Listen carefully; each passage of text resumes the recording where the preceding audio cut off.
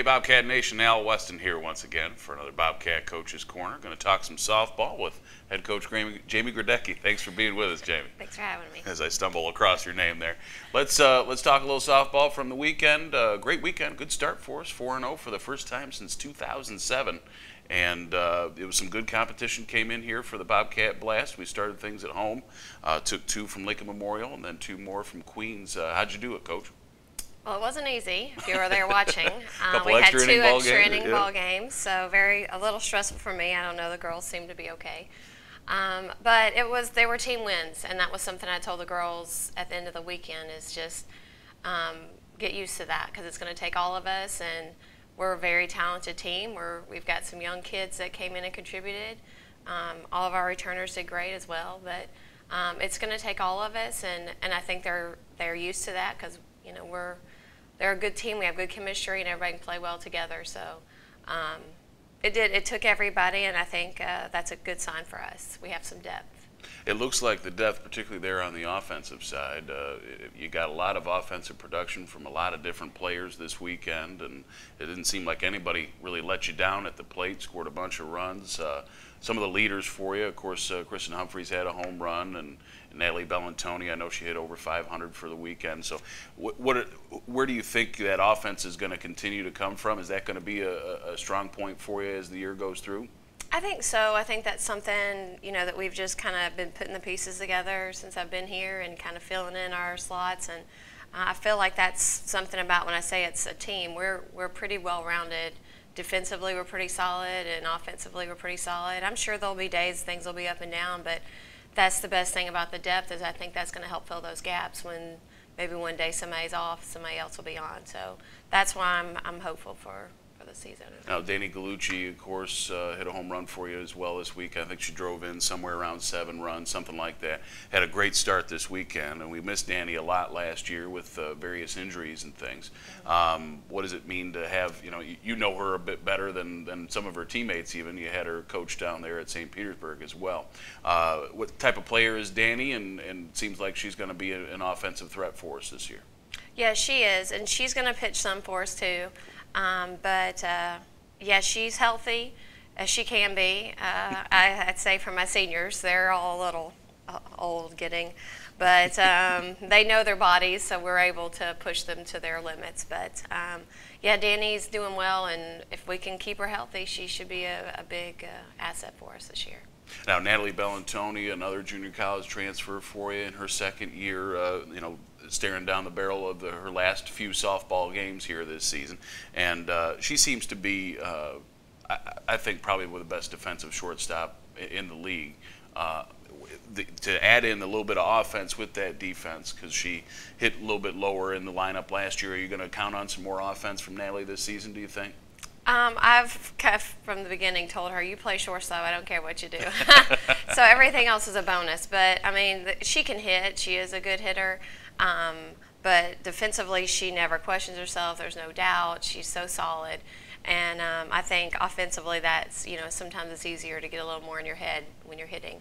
But Natalie, she's doing great. I hope she continues to do that. But either way, she'll be out there on that field playing shortstop for us. All right, in a little bit we'll move into the ring some. Got some solid starts from Erica Bell as well as Marissa Boyette. Talk to us about the pitching staff, and it seems like you might have a bit more depth there as well this year. Yes, actually both of our freshmen came in on the first day and were pretty productive, and Abby Leroy got a save in the first game with Erica.